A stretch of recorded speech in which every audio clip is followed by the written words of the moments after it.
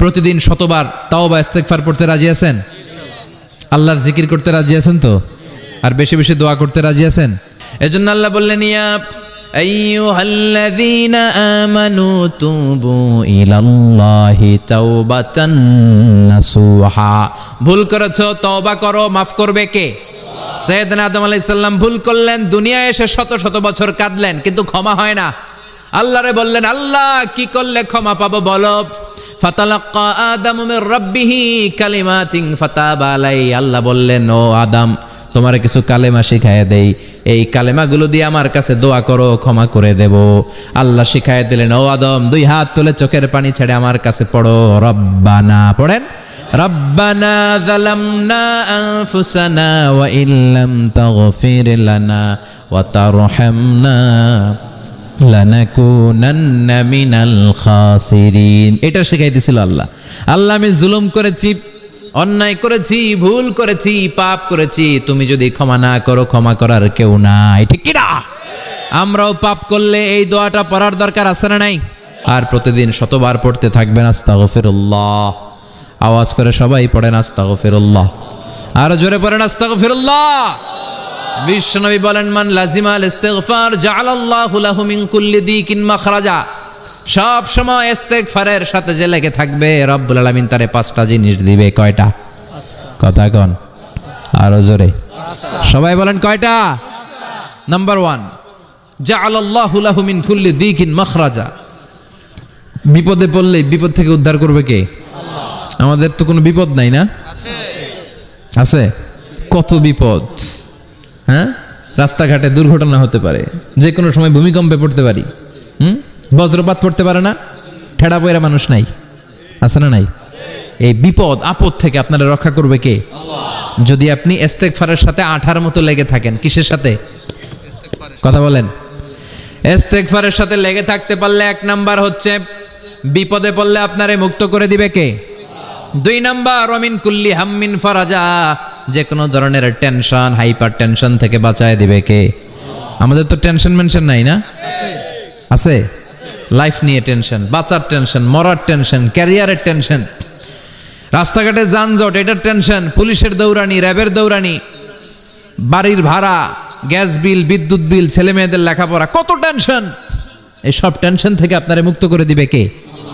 3 নম্বরে ওয়ারযুকহু মিন হাইসু লা ইয়াহতাসিব। এমন জায়গা থেকে আল্লাহ আপনার রিজিকের ব্যবস্থা করবে আপনি কল্পনাই করতে পারবেন না। সুবহানাল্লাহ পড়েন। 4 নম্বরে সবসময় ইস্তেগফার যদি পড়া হয়, আল্লাহর কোনো আযাব ওই বান্দার উপরে আসে না। ওমা কানাল্লাহু মুআযযিবাহুম ওয়া হুম ইস্তাগফিরুন।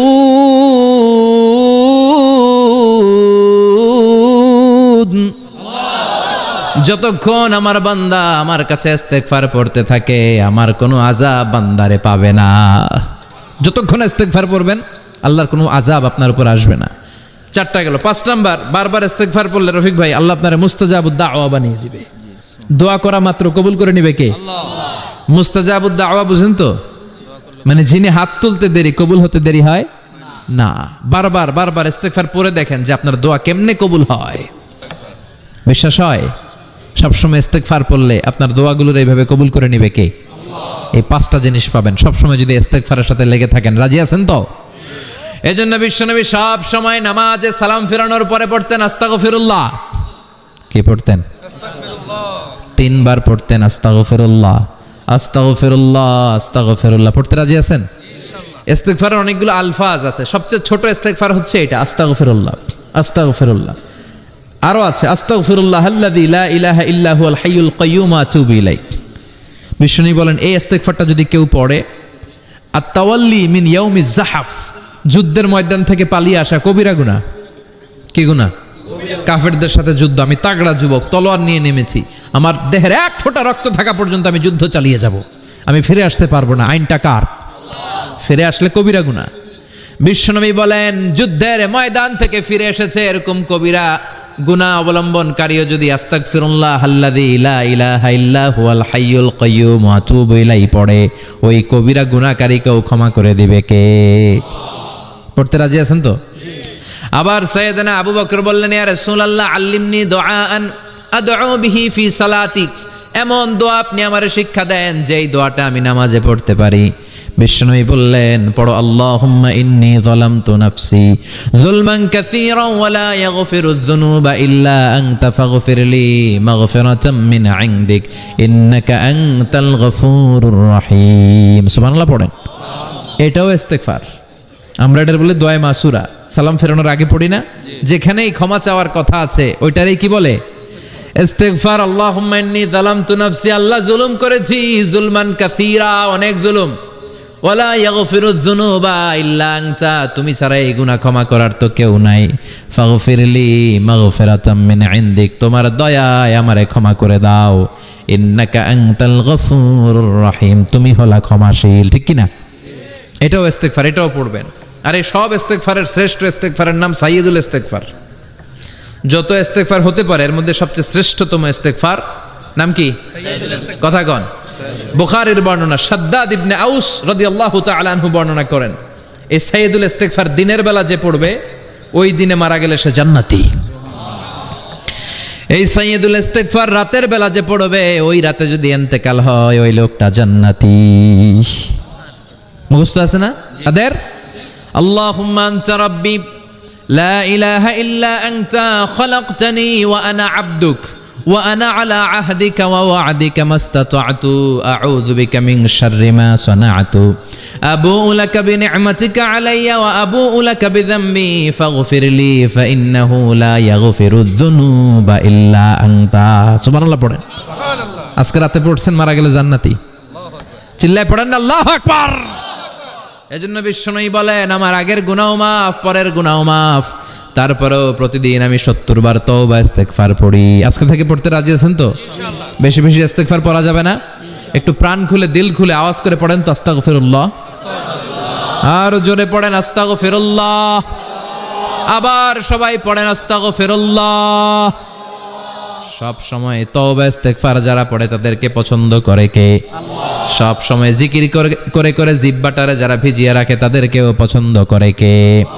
গোপনেও আল্লাহর ডাকলে আপনার ডাকে সাড়া দিবে কে? এজন্য রাব্বুল আলামিন বলেন, ফাযকুরুনি আযকুরকুম ওয়াশকুরুলি ওয়ালা তাকফুরুন। বান্দা আমার জিকির তোমরা করো, আমিও তোমাদের জিকির করব। ঠিক কি না? আমরা যদি আল্লাহর জিকির করি আমাদেরও জিকির করে কে? সুবহানাল্লাহ কইবেন না? আমরা আল্লাহর জিকির করে, আল্লাহ নাকি আমাদের জিকির করে, জানো তো না কথা এটা। আবার হাদিসে কুদসিতে আল্লাহ বলেন, ফাইন যাকারানি ফি নাফসি যাকারতুহু ফি নাফসি, আমার বান্দা যদি একা একা আমার জিকির করে আমি আমার বান্দার একা একা স্মরণ করি। ওয়া ইন যাকারানি ফি মালাইন যাকারতুহু ফি মালাইন খায়রিম মিনহু, এরকম মহা সম্মেলন করে যদি কেউ আমি আল্লাহর জিকির করে আমি এর চেয়েও বড় মহা সম্মেলন ফেরেশতাদেরকে নিয়ে করে আমার বান্দারে স্মরণ করি। ওয়া ইন তাকাররাবা ইলাইয়া শিবরান তাকাররাবতু ইলাইহি যিরাআন, আমার বান্দা যদি আমার দিকে 1 বিঘত আসতে চায় আমি আমার বান্দার দিকে 1 হাত এগিয়ে যাই। আমার বান্দা যদি আমার দিকে 1 হাত আসতে চায় আমি আমার বান্দার দিকে 2 হাত যাই। ওয়া ইন আতানি ইয়ামশি আতাইতুহু হারওয়ালা, আমার বান্দা যদি আমার দিকে হেঁটে হেঁটে আসতে চায় আমি আমার বান্দার দিকে দৌড়ে দৌড়ে যাই। সুবহানাল্লাহ পড়েন। এজন্য বিশ্বনবী বলেন, লা ইয়াজালু লিসানুকা রাতবাম মিন যিকরিল্লাহ, আল্লাহর জিকির দিয়ে জিহ্বাটারে ভিজিয়ে রাখবা। কার কথা? চিল্লায় বলেন কার কথা? সবসময় আল্লাহর জিকির করতে রাজি আছেন তো? সবচেয়ে শ্রেষ্ঠ জিকির বিশ্বনবী বললেন, আফদালু যিকরি লা ইলাহা লা ইলাহা লা ইলাহা ইল্লাল্লাহু মুহাম্মাদুর রাসূলুল্লাহ সাল্লাল্লাহু। সবচাইতে শ্রেষ্ঠ জিকির লা ইলাহা, এর চেয়ে শ্রেষ্ঠ জিকির আছে? কথা বলেন। প্রশ্ন করছে কে? হ্যাঁ, কাকে করেছে? আল্লাহ এমন একটা জিকির শিখান যেই জিকির কেউ জানে না, আমি জানবো, আর ওই জিকির দিয়ে প্রাণ ভরে আপনারে ডাকবো। আল্লাহ বললেন, মুসা পড়ো লা ইলাহা লা ইলাহা ইল্লাল্লাহু মুহাম্মাদুর রাসূলুল্লাহ। মুসা আলাইহিস সালাম বললেন, আল্লাহ চাইলাম কি, কইলেন কি? লা ইলাহা তো জাতীয় জিকির, এটা তো আন্তর্জাতিক জিকির, এটা জানে না এমন কেউ নাই। এমনকি হিন্দু ভাইরাও জানে। কথা কন।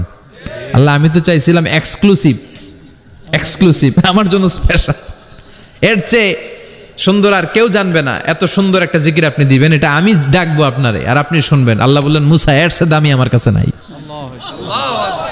লাউ তাদাউ লা ইলাহা ইল্লাল্লাহ ফি কাফা, লা ইলাহা রে যদি মুসা এক পাল্লায় রেখে দাও, ওয়াস সামাওয়াতু সাবউ ওয়াল আরদিন, সাত আকাশ সাত জমিন যদি আরেক পাল্লায় রেখে দাও, লা ইলাহা এক পাল্লায়, সাত আকাশ সাত জমিন আরেক পাল্লায় ওজন যদি দাও, লা রাজাহাত কাফাতু লা ইলাহা ইল্লাল্লাহ, মুসা দেখবা মুহূর্তের মধ্যে লা ইলাহা ইল্লাল্লাহর পাল্লা ভারী হয়ে গেছে। সাত আকাশ সাত জমিন এক পাল্লায়, শুধু লা ইলাহা ইল্লাল্লাহ এক পাল্লায়, মুহূর্তে লা ইলাহার পাল্লাটারে ভারী করে দিবে কে? এটা বিপ্লবী বাণী। আমরা এটার ভিক্ষার মধ্যে লাগাইছি। এখন ভিক্ষা করার সময় লা ইলাহা আছে না নাই? একটা টাকা দিয়া যান আমি গরিব ইনসান, আখিরাতে সওয়াব পাইবেন পাহাড় সমান। একটা টাকা দিয়া যান আমি গরিব ইনসান, আছে না নাই? জুমার নামাজের সময় ভিক্ষা করে একটা টাকা দিয়া যান আর লা ইলাহার জিকির লগে, আছে না নাই? এটা আমরা ভিক্ষার জিকির বানাইছি, এটা তো বিপ্লবী বাণী। এই বাণীর পক্ষে যারা, তারা ন্যায় আর সত্যের পক্ষে চিল্লায় বলেন ঠিক কিনা? এই বাণীতে যারা বিশ্বাস করে তারা এক আল্লাহর সামনে মাথা নত করে দেয়, গোটা পৃথিবীর কোন শক্তির সামনে ওই মাথা নত হয় না, ঠিক কিনা? এই লা ইলাহা যারা আমরা মানি, আল্লাহ ছাড়া কারোর সামনে মাথা নত করব? কোন শক্তি আমাদের মাথা নত করাতে পারে? এটা বিপ্লবী বাণী, এটা সংগ্রামী বাণী। এই বাণী এমন বিপ্লব তৈরি করে গোটা বিশ্ব পাল্টে দেয়। এই লা ইলাহার ব্যাখ্যা করেছেন সাইয়্যিদ কুতুব শাহীদ তার তাফসিরে, নাম শুনছেন? কি নাম তাফসিরের? ফি জিলালিল কোরআন। ফি জিলালিল কোরআন লিখে উনি মিশর কাঁপিয়ে